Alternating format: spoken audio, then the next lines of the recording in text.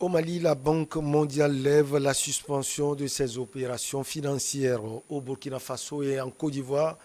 Blaise Compaoré absous de sa condamnation. Et puis on termine par l'Union européenne. Bruxelles propose de débloquer des fonds de banque russes pour aider le commerce alimentaire. Notre invité est Maître Eric Emmanuel Sousa, avocat au barreau du Togo. Nous le retrouvons. Maître, bonjour. Vous allez bien? Bonjour, Michel Tapas. Ça va très bien, merci. Allez, on commence par le Mali. Donc, quelques semaines après que la communauté économique des États de l'Afrique de l'Ouest a décidé de lever le dimanche 3 juillet les sanctions économiques et financières imposées au Mali en janvier dernier, c'est au tour de la Banque mondiale d'annoncer la levée de la suspension de ses opérations financières dans ce pays, selon une note du ministère de l'économie et des finances malien. Cette mesure avait été prise en mai 2021 après deux coups d'État en moins d'un an. Alors, maître, qu'est-ce qui justifie, selon vous, cette décision de la Banque mondiale? Le bon sens et le bon droit. Nous avons été unanimes pour considérer que les sanctions qui ont été infligées au Mali l'ont été sur des bases totalement dépourvues de légalité et surtout qu'elles étaient, dans leurs conséquences, inhumaines et finalement indéfendables. Bon, aujourd'hui, le bon sens a prévalu.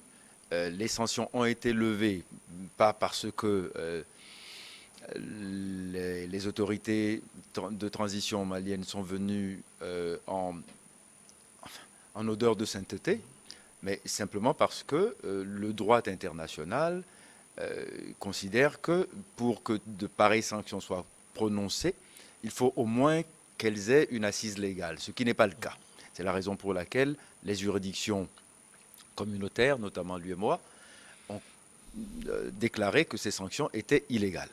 Bon, mais ce n'est pas tout. Il y a aussi les effets d'une diplomatie tous azimuts qui a finalement porté ses fruits parce que, bon, dans ce genre de situation, on vient de se rendre compte qu'il vaut mieux se parler et quand on se parle, il arrive qu'on se comprenne. Qu'on se comprenne de part et d'autre parce que la junte aussi a assoupli sa position. Le casus belli était principalement le délai de la transition qui a été raccourci de proche en proche et maintenant on est arrivé à un délai de 24 mois qui semble convenir à tout le monde. Donc au final, disons qu'il n'y a, plus matière à maintenir les sanctions parce que d'abord elles sont inefficaces. Pourquoi? Elles sont inefficaces parce que la junte n'a pas ployé sous la menace des sanctions, ni sous les effets des sanctions. Elle a pris en compte un certain nombre d'éléments pragmatiques, c'est-à-dire que pour elle-même et sa survie, il était plutôt plus profitable qu'elle fasse profil bas, ce qu'elle a fini par faire, et la communauté internationale, que ce soit au niveau de la CEDEAO ou au niveau beaucoup plus élevé, élargi à l'ONU, a considéré aussi que bon, il y avait pour tout le monde en fait un intérêt à discuter et trouver un terme de consensus. Ce qu'on a trouvé, donc la junte a accepté de raccourcir la durée de la transition, moyennant quoi, enfin maintenant tout ça est cousu de fil blanc parce que on a l'impression que c'est pour se donner bonne conscience de part et d'autre qu'on a essayé de se faire des concessions réciproques pour que chacun en sorte à peu près avec le moindre dégât pour les égaux possibles. Donc on en est là aujourd'hui. Donc finalement, le résultat est que tout le monde est en train aujourd'hui de constater un retour en grâce du régime de transition. Bon, maintenant, il est devenu, on va dire, malséant de parler de junte. Mais appelons les choses par leur nom. C'est une junte militaire, tout simplement. C'est une junte militaire qui est au pouvoir au Mali. Mais il n'y a pas de honte à assumer le fait qu'on est venu par un coup d'État et que le commandement, disons, le régime a une forte connotation ou une prépondérance militaire. C'est ça qui s'appelle une junte. Donc, bon, c'est le cas, et puis c'est tout. Mais on a l'impression que c'est offensant de dire junte. Alors, on cherche des périphrases et on euphémise beaucoup. Mais non, il n'y a pas lieu. Dirigeant de facto, par exemple. Ouais, bah, enfin, dirigeant de facto. Et alors, s'ils n'étaient pas avec des galons et des baïonnettes, on ne les appellerait pas une junte. Alors, est-ce que cette décision, selon vous, va permettre le déblocage des paiements? Est-ce que ça va relancer aussi immédiatement les activités des projets ou bien il faut encore un processus? Non, je pense qu'il faut un processus, mais disons que ça va permettre une liquidité dans l'économie du Mali, et ça va permettre au gouvernement malien de pouvoir faire face à certains de ses engagements. Parce que le pays a été défaillant, ce qui n'avait jamais été auparavant, parce qu'il était sous sanction. Donc, mais la cause du défaut du pays, c'était les sanctions. Ce n'est pas parce qu'il y avait une mauvaise gestion ou une mauvaise volonté de la part du pouvoir en place d'honorer les engagements. Donc aujourd'hui, on va revenir à une gestion normale des affaires de l'État, et les financements multinationaux vont revenir. Mais je crois qu'à chaque fois, il sera questionné l'usage qu'il en sera fait, parce que c'est comme ça que ça se passe. Hein. Nous parlons tous de souveraineté, mais nous avons des souverainetés qui sont conditionnelles. Donc bon, vous voyez, j'entends pas du tout la Banque mondiale décider quoi que ce soit dans des pays comme la France, la Hongrie, mais bon, dans nos pays, on est tout le temps tributaire du bon vouloir des institutions dites de Bretton Woods. Hein, il y a un machin qui a été créé depuis 1947 et on est toujours sous la férule de ces institutions. Et nous sommes obligés de fonctionner dans ce schéma-là toujours. Il va falloir qu'on en sorte. Alors, est-ce que selon vous, les sanctions ont touché Bamako? Parce que pour certains analystes, non. Bon, tous les analystes de bonne foi vous diront oui, parce qu'on ne peut pas dire que depuis ces derniers mois, le Mali a été indemne de tous les effets des sanctions qui ont été prononcées. Non, c'est que, en fait, les effets collatéraux de ces sanctions ont été ressentis plus durement par les partisans des sanctions. C'est surtout ça. On vous a dit, le Mali est devenu défaillant parce que on l'a mis sous quasi-embargo financier. Bon, à partir de ce moment-là, bon, les bailleurs de fonds se sont dit, mais il y a peut-être quelque chose à trouver. Bon, on va revenir à des sentiments meilleurs, et puis voilà. Donc, de proche en proche, on entérine, on avalise un coup d'État. Vous voyez, c'est surtout ça, le vrai changement. C'est une ratification du coup d'État. Vous voyez, c'est ça. Alors, cela veut dire que cette décision de la Banque mondiale, plutôt, est un soulagement pour tous les secteurs au Mali. Oui, absolument. Mais la levée des sanctions qui avait été prononcée par la CEDEAO le 3 juillet dernier est un soulagement. Et ici, nous constatons qu'il y a un accompagnement meilleur encore. Donc, oui, c'est ce que je dis. Faites des coups d'État par la force des choses et le rapport de force, on finira par les ratifier. C'est bien ça. Donc finalement, ces sanctions, elles ont servi à quoi? À rien, puisqu'elles ne sont même pas dissuasives. Puisque pendant que le Mali était sous sanctions, au Burkina Faso, ils ont fait un coup d'État. Donc ça sert à quoi de faire des sanctions? Voilà. Allez, on va quitter le Mali pour le Burkina Faso et la Côte d'Ivoire. L'ancien président du Burkina Faso, Blaise Compaoré, a été condamné par contumace à la prison à perpétuité pour sa participation à l'assassinat de son prédécesseur Thomas Sankara, tué avec 12 de ses compagnons lors d'un coup d'État. C'était en 1987. Maître Éric Emmanuel Sousa, est-ce que Blaise Compaoré a sous de sa condamnation? La question est peut-être relative à tout ce qui s'est passé ces derniers temps. Absous, je ne vois pas en quoi.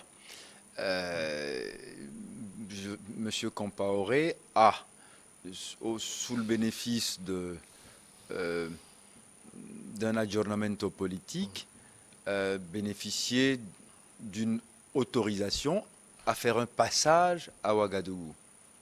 Bon. Avant qu'il ne se déplace, je crois que les conditions de sa présence ont été négociées avec un pouvoir étranger, qui est celui de la Côte d'Ivoire, qui a mis des moyens à sa disposition, des moyens présidentiels, avec toutes les conditions d'immunité qui l'accompagnent. Donc du coup, il est venu couvert d'une certaine immunité, une immunité légale et une immunité tacite. L'immunité tacite, c'est quoi? C'est que on s'est assuré d'abord qu'il ne lui sera fait aucun mal. Le mal le plus craint étant qu'on mette en œuvre les moyens de droit en exécutant le mandat d'arrêt qui pèse contre lui. Bon. On a mis, disons, entre parenthèses, le mandat d'arrêt, et cette visite a été en quelque sorte une parenthèse historique. Mais il n'y a absolument eu aucune absolution. À mon sens, il n'y a eu aucune absolution. Disons que c'était une séquence, on va dire, en forme d'apesanteur dans la vie de la nation burkinabé, en disant, bon, ok, on accepte pour ce moment-là de mettre le pays en apnée, en gros. Hein. Et c'est pour ça que je dis que c'est une forme d'apesanteur. On a mis tout sous le boisseau pour permettre, au nom d'une réconciliation au forceps, de faire venir M. Compaoré. Elle n'est pas importante aujourd'hui au Burkina, maître? La réconciliation? Oui. Ah oui, elle est importante, mais à la condition aussi que la justice trouve sa place. Vous savez, la réconciliation est une composante essentielle dans un pays qui est sorti d'une crise. Et le Burkina Faso a vécu une crise qui, pendant longtemps, a abîmé la concorde nationale. Et la mort tragique de Thomas Sankara et de ses malheureux collaborateurs, ce 15 octobre 1987, a été un moment de violence politique inouïe que les Burkinabés n'avaient jamais connu avant. Parce qu'avant Compaoré, aucun coup d'État n'avait été fait de façon sanglante. Il n'y a jamais eu. Il y a eu des coups d'État au Burkina Faso. Vous voyez, comment ça s'appelle, Sangoulé Lamizana ayant déposé Maurice Yameogo, a ensuite lui-même été déposé par le colonel Saïrs Zerbo, et ensuite comment dire, Compaoré, Sankara et Ouedraogo ont fait un coup d'État à Saïrs Zerbo, et ainsi de suite. Mais depuis lors, même Compaoré, il a été chassé par la rue, mais personne n'a attenté à sa vie. Donc, lui seul a fait cette chose abominable. À qui? À quelqu'un que tout le monde entier considérait comme étant son frère. Vous voyez, c'est-à-dire que c'est une double trahison. C'est pas uniquement politique. Il y avait quelque chose qui ressemblait à une trahison biblique. C'est Abel et Caïn, en quelque sorte. Et ça a créé, disons, un choc dans la conscience nationale burkinabé. Et le besoin de justice a été ressenti, et vous avez vu l'affluence qu'il y avait et l'intérêt que le peuple burkinabé a porté à ce procès. Et à la fin du procès, il y a eu une grande dignité, parce que les pro-Sankara ne sont pas allés pavaner en hurlant contre ceux qui ont assassiné Sankara. Non. Ils attendent que la justice se passe de façon apaisée pour faire catharsis. Mais cette façon-là de faire la guigne à l'ensemble de la population et à la nation burkinabé, en faisant venir Compaoré, je veux dire, disons dans une bulle quoi, d'immunité, pour narguer finalement les victimes, ne me paraît pas contribuer à la réconciliation. Est-ce que vous pensez que derrière cette visite, il y a un agenda caché, par exemple, de la junte? Très probablement, mais en tout cas, pour la gêne, c'est toute honte au but.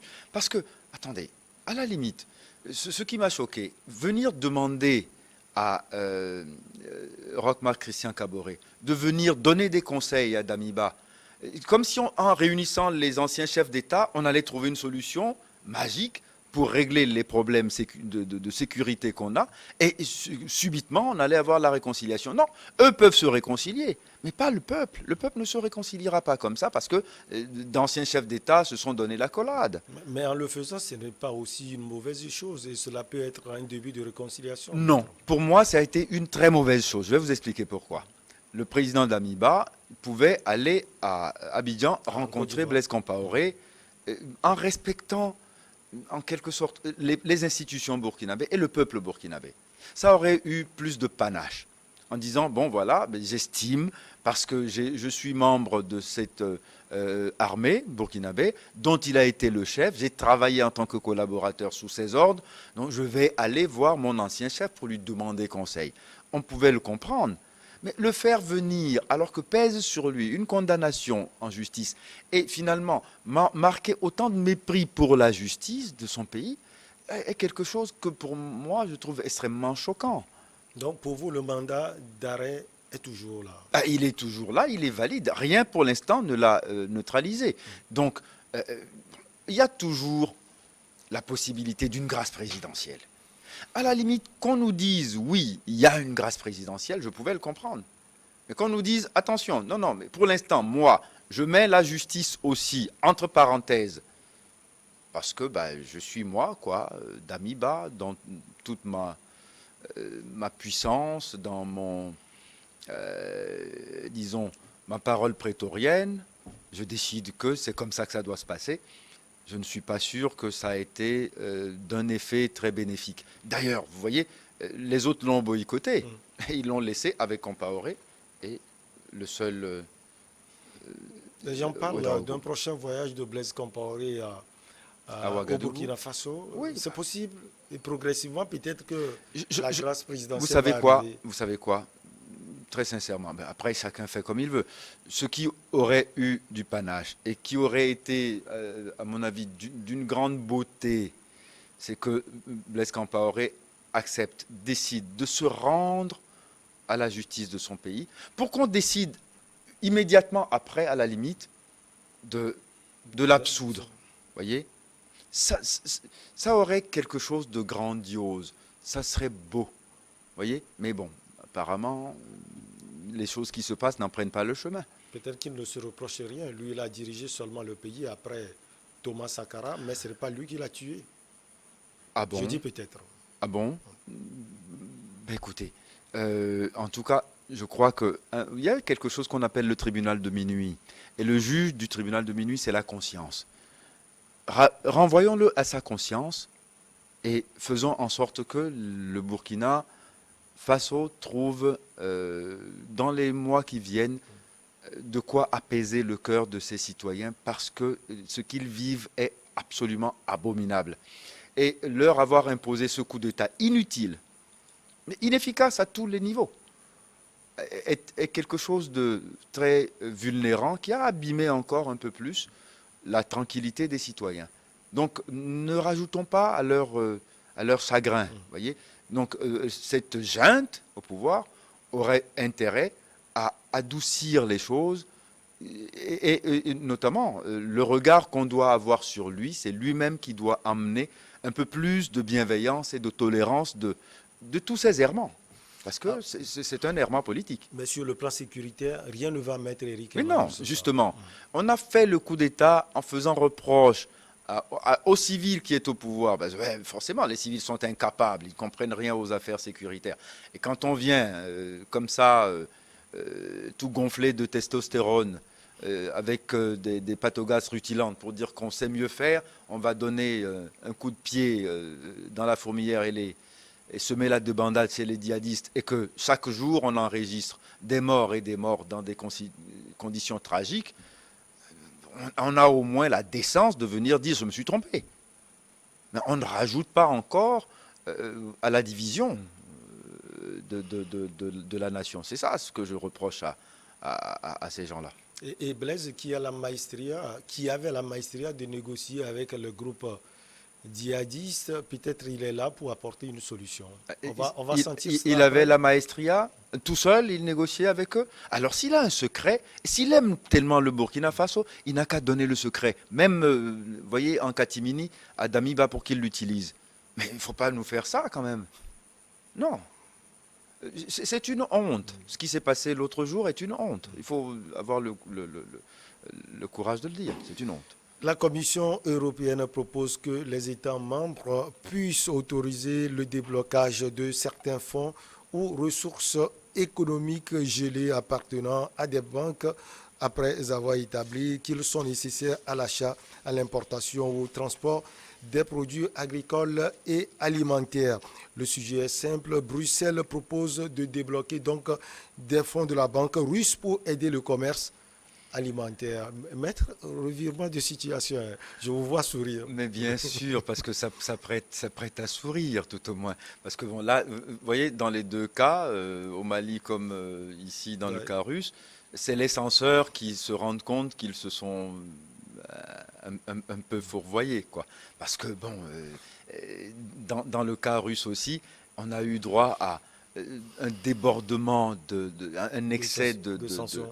bon, oui, ben, enfin, de passion et très peu de réflexion, de sang-froid, avec une portée géopolitique. Parce que quand même, quand vous dépendez à ce point de quelqu'un, vous ne décidez pas vous-même de vous faire harakiri en bloquant tout, alors que finalement, le plus vulnérable, c'est vous-même. Alors, il était temps de s'en rendre compte, et c'est pour ça que je dis tout le temps, même si vous êtes minoritaire, même si on vous condamne, même si on vous lapide, il arrive un moment où quelqu'un est éclairé par un peu de lucidité et finit par se dire, franchement, est-ce qu'on n'est pas en train de se tromper? Et à ce moment-là, on se ravise et on prend finalement les bonnes décisions. Cette décision, elle est tout à fait salutaire, pas pour la Russie, pas du tout, il ne faut pas nous faire croire ça. Pour ceux qui avaient pris la sanction avant. Donc du coup, ils se sont fait eux-mêmes taper sur les doigts. Vous voyez, c'est le charpentier qui se cogne les doigts avec le marteau et qui s'enfonce le clou dans les doigts. Au même moment, maître, on peut remarquer que les deux parties se parlent, hein. Quand on entend le président russe Vladimir Poutine parler à Téhéran lors de cette rencontre avec son homologue iranien et celui turc, justement Poutine dit je suis prêt à fournir du gaz à l'Europe. Cela veut dire sans doute que les deux parties se parlent, nonobstant tout ce qui est fait et tout ce qui est dit. Je n'ai pas eu l'impression que Vladimir Poutine ait marqué aucune hostilité à la communication, hein. Il a toujours dit qu'il était ouvert à la discussion, même sur le problème ukrainien. Ukrainien. Principalement sur le problème ukrainien. Ce sont les autres qui, de loin, lancent des oukazes, envoient des munitions à l'armée ukrainienne, lui donnent des moyens financiers surabondants pour Au faire même la moment, guerre. avant la guerre, maître, on peut remarquer que c'est l'Europe plus qui cherchait à discuter avec Poutine. Même le président Mais le président Macron y est ukrainien. allé. Le Ouais. président Macron est allé voir Poutine avant le déclenchement des hostilités pour parler du problème. Et il se trouve que, bon, apparemment, l'ambassade du président Macron n'a pas été efficient. C'est la raison pour laquelle il a passé outre les promesses qu'il a pu lui faire. Et la guerre a été déclenchée pour des raisons que tout le monde connaît, mais on préfère ne pas les aborder, on préfère dire il y a un méchant, c'est lui, et nous sommes les gentils, donc comme nous sommes dans le camp des gentils, nous avons la raison pour nous, et il a tous les torts. Devant l'histoire, il sera jugé comme étant l'agresseur. On le compare volontiers à Hitler. Enfin, on a droit à toutes les falsifications, aussi bien de l'histoire que de l'actualité. Donc, non, à un moment donné, je crois que dans ce dossier aussi, il va falloir convoquer un peu plus de bon sens et répudier l'excès de passion qu'il y a dans le traitement de cette affaire pour qu'on se rende compte que finalement, c'est une guerre inutile qu'on impose à l'Ukraine. Mais en fait, comme c'est Poutine qui est l'agresseur, en fait, on ne veut même pas savoir pourquoi il a agressé. on considère uniquement l'agression et tous les jours, on vous montre la colonne de civils qui est suppliciée, les immeubles de civils bombardés. Mais une guerre, c'est ça aussi. Mais faites en sorte que les causes de la guerre soient débattues dans un climat apaisé, notamment dans un forum approprié. L'ONU en est un. Mais non, pour l'instant, il y a des ralliements à l'OTAN, alors que pendant longtemps, la paix mondiale a dépendu de la neutralité de certains pays. Maintenant, non, on préfère démontrer, en se situant dans une logique que nous pensions complètement révolue, appartenant au siècle dernier. Non, on réveille les démons de la guerre froide, parce que on ne sait pas réfléchir autrement, on ne sait pas faire autre chose que ça. Parce qu'il faut un ennemi pour justifier l'existence de l'OTAN, et cet ennemi, avant c'était l'URSS, maintenant c'est la Russie seule. C'est ça le paradoxe. Parce que l'Ukraine avant était dans le camp soviétique. Maintenant on se crée de nouveaux amis, vous voyez. Le bloc de Varsovie, le pays du pacte de Varsovie, c'était aussi la Roumanie, la Pologne, etc. Maintenant tout cela sont dans l'autre camp contre la seule Russie. Contre la grande sœur. Oui, contre la grande sœur, exactement. Vous voyez, il y a quelque chose de passionnel et malheureusement incestueux. Merci beaucoup, maître. C'est toujours un plaisir de vous avoir sur ce plateau. C'est toujours réciproque. Merci. Allez, on marque la pause pour le journal et derrière, on reçoit nos invités pour Regard Croisé.